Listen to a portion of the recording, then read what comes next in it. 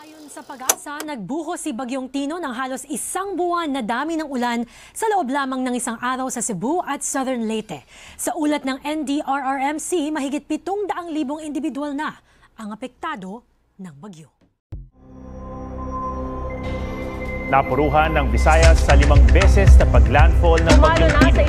Unang naglandfall ang bagyo sa Silagos, Southern Leyte kaninang hating gabi.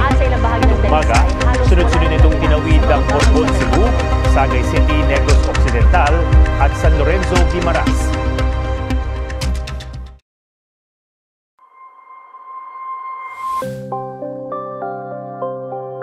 November 2025, Cebu stood as center of nature fears Bagyong Tino swept across the Visayas, leaving behind flooded streets, damaged homes, and thousands of lives disrupted.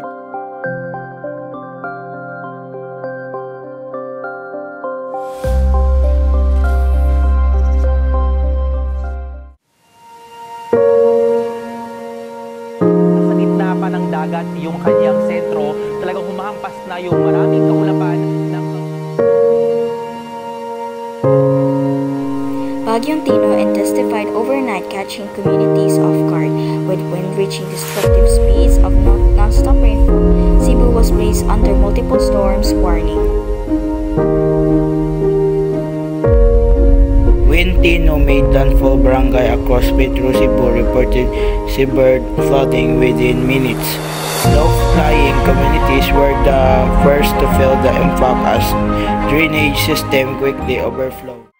After the rain eased, Cebu walked to the painful site, homes soaked in mud, street unrecognizable, livelihoods washed away.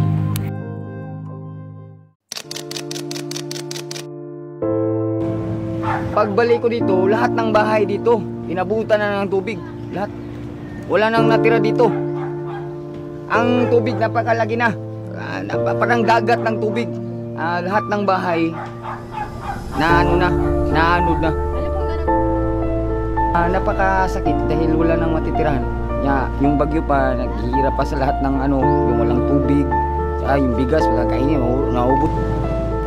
Medyo matagal-tagal pa po kasi kulang na budget. Marami pang gastos. Pangkain lang, wala pa. Nalungkot po.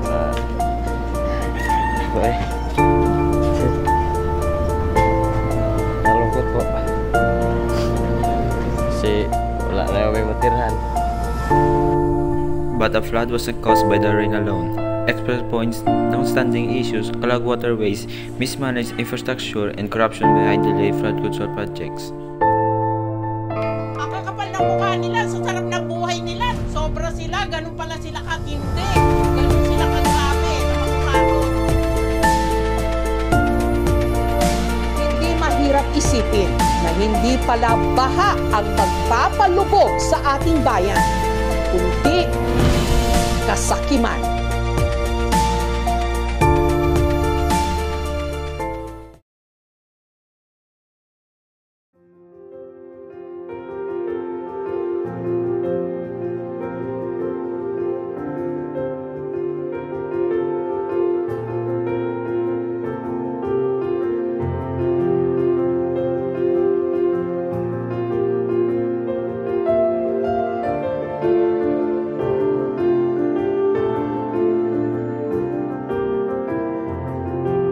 In the middle of destruction, hopes emerged. Volunteers organized relief effort.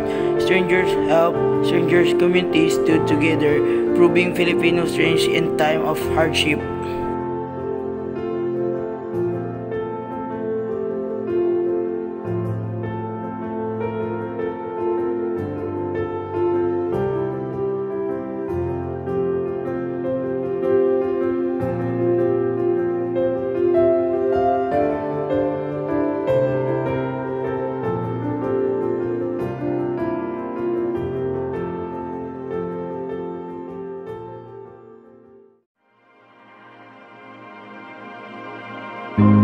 But as Cebu rebuilds, the question remains how many more storms must be endured before real change happens, before long-promised projects are complete, before corruption stops costing lives.